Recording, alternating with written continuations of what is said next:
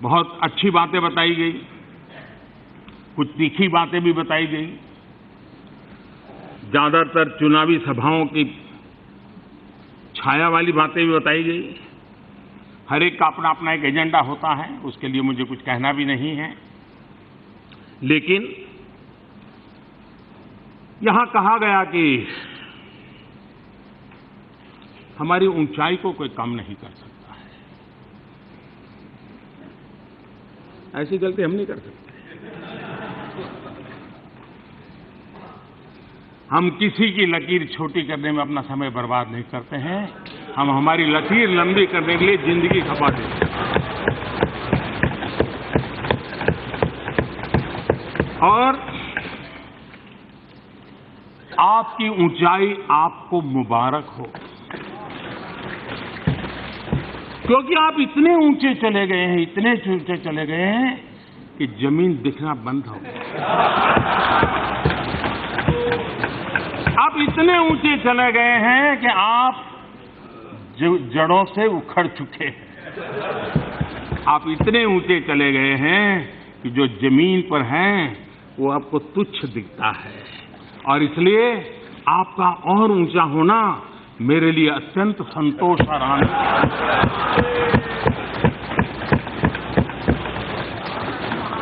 और मेरी कामना है कि आप और ऊंचे बढ़े।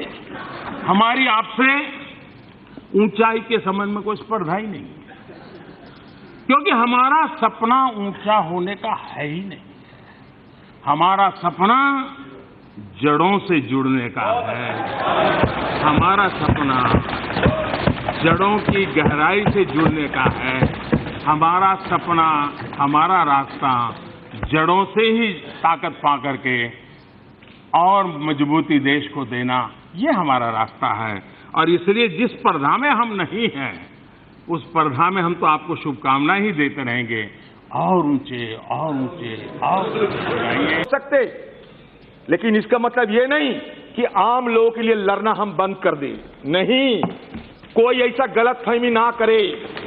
कभी इंदिरा गांधी कहते थे, एक लोगों की ऊंचाई जितनी भी हो, अगर खाना पीना ठीक से ना हो, ज्यादा मेहनत की हो, सेहत के ऊपर नजर ना दिया हो, तो उसमें थोड़ा सूखापन, थोड़ा ढीलापन लगता है। लेकिन किसी हालत में भी कोई इंसान को अपना ऊंचाई नहीं घटते। मोदी जी की ऊंचाई जितना हो, अगर खाना पीना कम हो, मेहनत ज्यादा हो, तो उनका थोड़ा दुगली पतली हो सकता, लेकिन ऊंचाई कभी नहीं गिरेगा। ऐसा कांग्रेस पार्टी की ऊंचाई इस तरह ही है कि हमारा गिरता नहीं, चाहे हमें कुछ दुगला पतला हो सकते, ऐसा बात नहीं। हमारा वाहन में 52 मेंबर्स है, इसका मतलब दुगला पतला तो हुए हैं। इसका मतलब ये नहीं ऊंचाई हमारा कभी गिरने वाला है नहीं है। इसलिए हम आम लोगों की बात बोलने वाला है।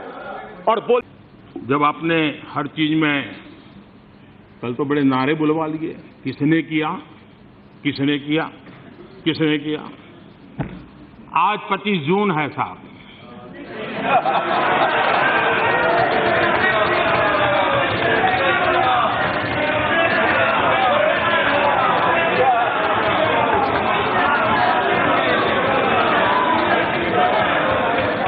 बहुत लोगों को जानकारी भी नहीं कि 25 जून क्या है।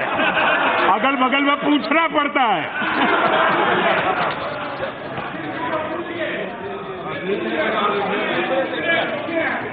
25 जून की वो रात देश की आत्मा को कुचल दिया गया था। भारत में लोकतंत्र संविधान के पन्नों से पैदा नहीं हुआ है।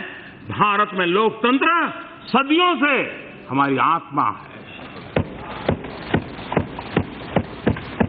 इस आत्मा को कुचल दिया गया था।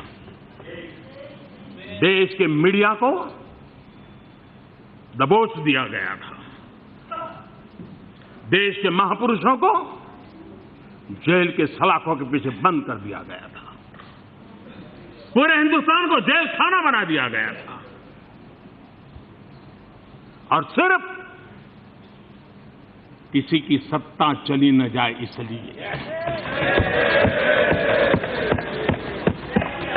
न्यायपालिका का जजमेंट था। न्यायपालिका का अनादर कैसे होता है, उसका वो जीता जागता उदाहरण है।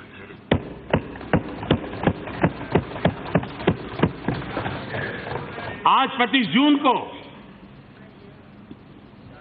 हम लोकतंत्र के प्रति फिर से एक बार अपना समर्पण, अपना संकल्प उसको और ताकत के साथ हमने समर्पित करना होगा।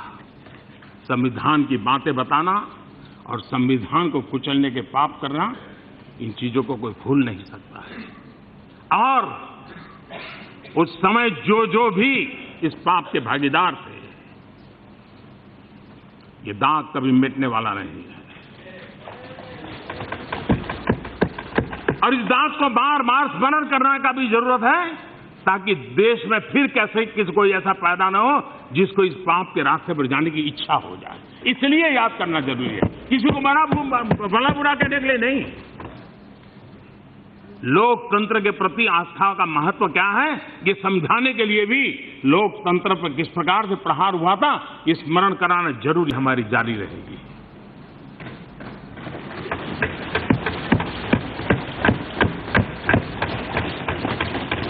हमें इसलिए कोसा जा रहा है कि फलाने को जेल में क्यों नहीं डाला।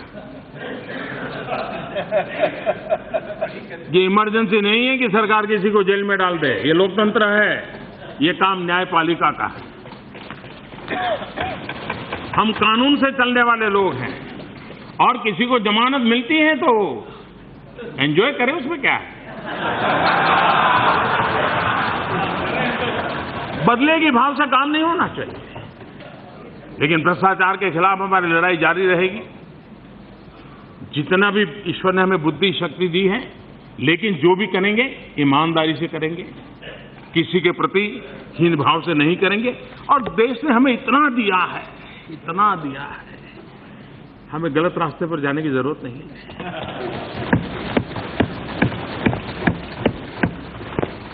ऐसा तो नहीं है कि पहले की सरकारों ने कोई काम नहीं किया है। यहां चर्चा हो रही थी, ये डैम बना, वो डैम बना, टिकना डैम बना, फलाना डैम बना, काफी कुछ चर्चा हुई। अच्छा होता बाबा साहब आंबेडकर के नाम का उल्लेख होता। हिंदुस्तान में पानी के संबंध में जितने भी इनिशिएटिव लिए गए थे, वो सारा काम बाबा साहब आंबेडकर के थे। लेकिन खैर,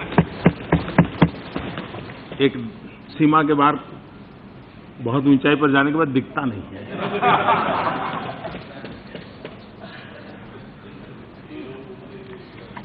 और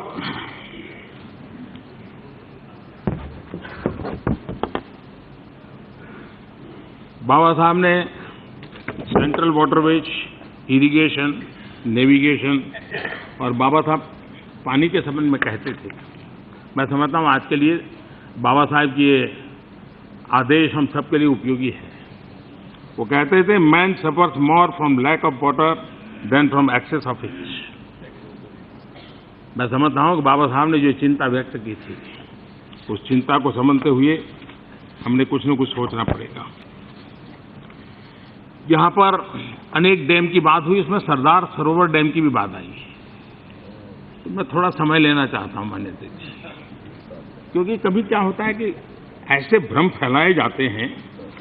अच्छा, इनकी इकोसिस्टम ऐसी है कि उसको भी उसी को आगे बढ़ाने में मजा आता है, सत्य कभी उजागर नहीं करने देते। मेरे आज बोलने के बाद भी सत्य आएगा ऐसा कोई गारंटी नहीं है, यहीं रह जाएगा। लेकिन फिर भी मुझे अपना कर्तव्य पालन का संतोष जरूर होगा। ये सरदार सरोवर डैम 1961 में पंडित नेहरू ने उसकी नींव रखी थी। सरदार वल्लभ भाई पटेल का वो सपना था, लेकिन नींव रखी गई 61 में। और दशकों तक मंजूरियां नहीं, पत्थर तो गाड़ दिया गया बिना मंजूरियां। और उस समय 6000 करोड़ का प्रोजेक्ट था, वो पूरा होते होते 60-70 हजार करोड़ पर पहुंच गया। ये देश की क्या सेवा की आप देखिए। इतना ही नहीं, यूपीए सरकार के समय भी उसको रोकने का प्रयास हुआ। 86, 87 में 6,000 करोड़ का खर्चा 62,000 पहुंचा। हमने आकर के इसको पूरा किया। मुझे अनशन पर बैठना पड़ा था, यूपीए सरकार के खिलाफ मुझे अनशन पर बैठना पड़ा था मुख्यमंत्री को, क्योंकि सारी चीजें रोक दी गई थी। और तब जाकर के योजना, और अभी मैंने इसको पूरा किया। अभी प्रधानमंत्री बनने के पहले 15 दिन में मैंने जो उनको रुकावटें थी सारी हटाने का काम किया था। आज करीब 4 करोड़ लोगों को पानी मिल रहा है, 7 महानगरों को, 160 नगर पालिकाओं को और 9,000 गांव को पीने का शुद्ध अच्छा अवसर मिले। लेकिन पता नहीं क्यों इतना ऊंचे है कि कुछ चीजें वो दिखती नहीं, छूट जाती। 50 के दायके में यूनिफॉर्म सिविल कोड की चर्चा चल रही थी। कांग्रेस के पास अवसर था, लेकिन कांग्रेस उसको मिस कर गई और हिंदू कोड बोल ला करके उन्होंने अपनी गाड़ी चला दी। उसके 35 साल बाद कांग्रेस को दूसरा अवसर मिला शाहबानों का। सुप्रीम कोर्ट ने पूरी मदद की थी और देश में जेंडर इक्वलिटी के लिए एक अच्छा सा वातावरण की संभावना बनी थी। लेकिन उस ऊंचाई ने नीचे की चीजें देखने से मना कर दिया और वो मिस कर गया। आज 35 साल के बाद फिर से एक बार कांग्रेस के पास मौका आया है। हम बिल लेकर के आए हैं इस देश के नारी के गौरव को। इसको किसी ने संप्रदाय से जोड़ने की आवश्यकता नहीं है। मैं चाहूंगा कि कांग्रेस पार्टी विशेषकर से एक बात, जो उस समय शाहबानों का जब चल रहा था, उस सारे कारोबार में जो एक मंत्री थे, उन्होंने एक टीवी इंटरव्यू में जो बात कही है चौंकाने वाली है। मेरे पास उसका सत्यापन करने के लिए कोई अवसर नहीं, मैंने जो सुना है वो मैं बताता हूं। उन्होंने उस समय के कांग्रेस के मंत्रियों के मुंह से क्या बातें निकलती थी वो उन्होंने कही है। और उन्होंने कहा है, जब वो शाहबानों का मसला चल रहा था तब कांग्रेस के किसी मंत्री ने कहा था, मुसलमानों के उत्थान की जिम्मेदारी कांग्रेस की नहीं है। देखिए गंभीर बात है। मुसलमानों के उत्थान की जिम्मेदारी कांग्रेस की नहीं है। If they want to lie in the gutter, let them be. हमारे देश के नागरिक हैं, उनको आगे ले जाने के लिए मिल जाएगा जी, मिल जाएगा। मैं YouTube की लिंक भेज दूंगा आपको। में कुछ हो तो बड़ा आनंद का विषय, लेकिन किसी और के समय हो तो बहुत बुरा। इसी सदन में जब हम अर्थव्यवस्था में 11 या 13 नंबर पर जब पहुंचे थे, तो इतना बड़ा उमंग और उत्साह के साथ बेंच थपथपाई जा रही थी और बहुत बड़े अचीवमेंट के रूप में इस चीज को प्रदर्शित किया गया। 11 या 13 पर पहुंचे थे, लेकिन जब 6 पर पहुंचे तो ऐसा लग रहा है ऐसा क्यों हो गया भाई?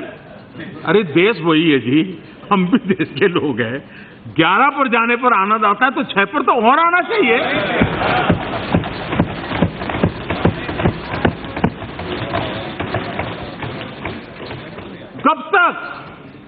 कब तक इतने ऊंचे रहेंगे कि नीचे दिखाई न दे?